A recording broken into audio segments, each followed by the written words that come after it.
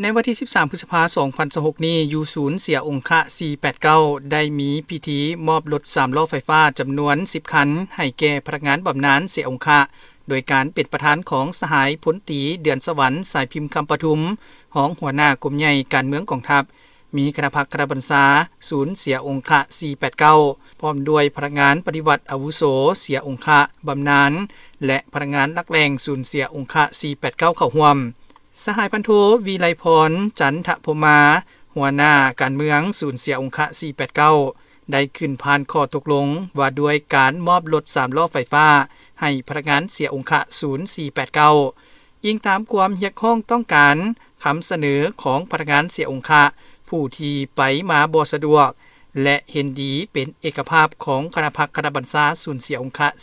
489ตกลงมอบรถไฟฟ้า3ล้อให้พนักงานเสียองคะจำนวน10สหายโอกาสดังกล่าวสหายพลตรีเดือนสวรรค์สายพิมพ์คำปทุมได้แสดงความย่องยอสมเสยต่อบรรดาผลงานที่บรรดาสหายสร้างมาได้โดยเฉพาะแมนการต่อสู้กู้ชาติยอมเสียสละทุกสิ่งทุกอย่างเพื่อภารกิจปกปักรักษาและสร้างสรรค์พัฒนาประเทศชาติ